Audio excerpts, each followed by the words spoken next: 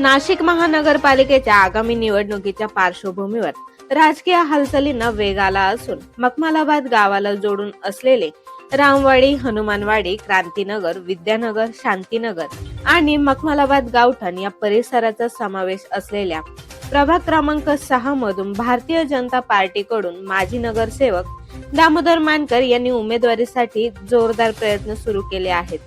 दामोदर मानकर हे व्ही.एन. नाईक शिक्षण संस्था या नामांकित शिक्षण संस्थेवर विश्वस्त म्हणून कार्यरत असून गेल्या अनेक वर्षांपासून ते सक्रिय राजकारणात कार्यरत आहेत. प्रभागातील नागरिकांशी त्यांचा सातत्यपूर्ण संपर्क आणि विकास कामांचा अनुभव ही त्यांची मोठी जमेची बाजू मानली जात आहे.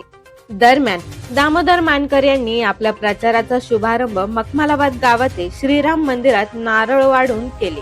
यावेळी परिसरातील नागरिक, कार्यकर्ते आणि समर्थक मोठ्या संख्येने उपस्थित होते.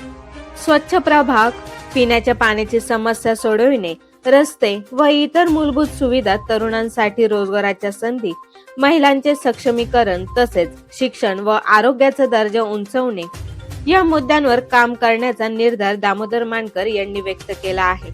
यावेळी बोलताना दामोदर मानकर म्हणाले, नगरसेवक म्हणून मला ही शेवटची संधी द्या. या संधीचा उपयोग करून प्रभागाच्या विकासासाठी आणि मोठे पद प्रभागात आणण्यासाठी मी पूर्ण ताकदीने प्रयत्न करीन. आज या ठिकाणी मखमलाबाद परिसर, पेठ रोड परिसर, रामवाडी परिसर सर्व परिसराच्या वतीनं प्रचार सभेचं सर्व मान्यवरांच्या हस्ते नारळ फोडण्याचा कार्यक्रम झाला आणि आजपासून मी प्रचाराला सुरुवात केलेली आहे. भारतीय जनता पार्टीकडे उमेदवारी मागितलेली आहे, पण माझी उमेदवारी ही निश्चितपणे अटळ आहे. मी उमेदवारी करणारच आहे.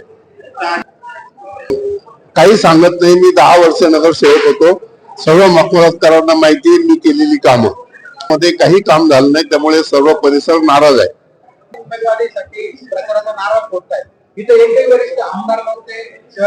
नाही नाही नाही नाही तसं नाहीये. त्यांनी असं सांगितलं की मी फोन केला होता, त्यांनी अर्जंट पक्षाने मीटिंग लावलेली आहे आणि ती सकाळी 9ला लावली. ते म्हणजे 8ला नारळ फोडाल का, म्हणतो 8ला सकाळी कोणी येणार नाही असं झालेलं आहे आणि ती मीटिंग 12 वाजेपर्यंत चालली. चल. यावेळी दामोदर मानकर यांचे समर्थक आणि मखमलाबाद गावातील गावकरी मोठ्या संख्येने उपस्थित होते. जागर महाराष्ट्र न्यूज साठी अविनाश शिरसाट, नाशिक.